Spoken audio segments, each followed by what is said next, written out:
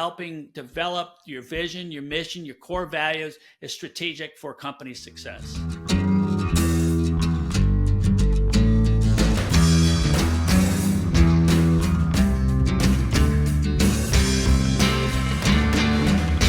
Welcome to another $4 million strategy here with Carl J. Cox. Today, our guest is Mark S. Lewis, author of Give a Damn. Mark, let's talk about today the concept of how do you create a great culture? You know, that's such an important topic as a leader.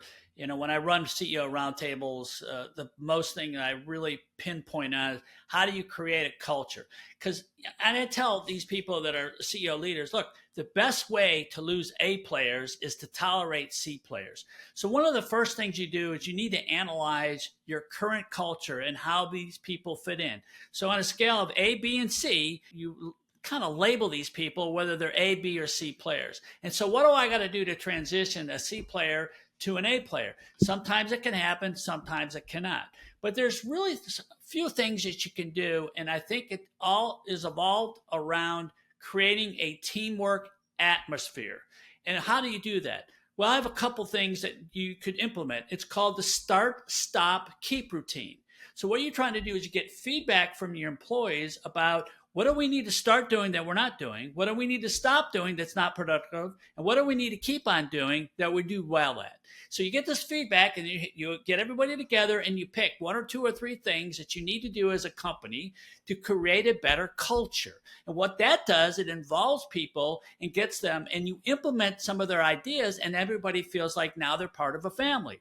One of the other things we do is creating core values. If you're a company that doesn't have core values, or if you've established core values, you might want to review them. And you sit down with your team and say, okay, I've got these, and I got 30 words that might be on a piece of paper.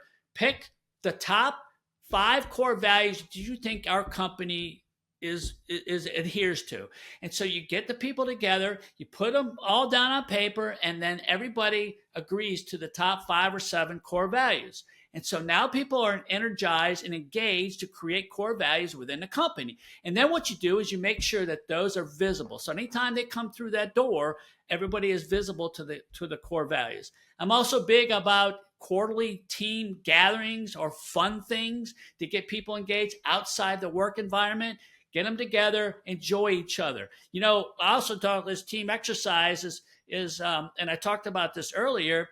I have a unique interview technique, but you can also use that to learn what other people's interests are. And there's about 90 prompts. So everybody get a piece of paper and you ask questions and everybody writes down their answers. And then when you're done, you go all the way, everybody goes around and gives their answers, like their favorite movie or their favorite sport or their favorite car. And so now you get to learn more about people. So what you're trying to do to create great company team culture is to create great teams that interact with each other and share each other. And now that's how that people motivated. They feel that they're part of a family. And it's even a great way to retain employees. So that's, I think, is how do I get people engaged in my business so they feel like they're part of a family? And these are some of the suggestions that I would recommend. And Mark, one of the things I love that you said there in the end is making sure it's the values of who you already are, not what you're trying to be, right? Because if you write down core values that aren't real, people will not believe them. It's a great suggestion. And again, getting people involved in helping develop your vision, your mission, your core values is strategic for company success. That's right. Mark, thank you so much for your contributions to helping how to create a great strategy on $4 million strategies today. Thank you.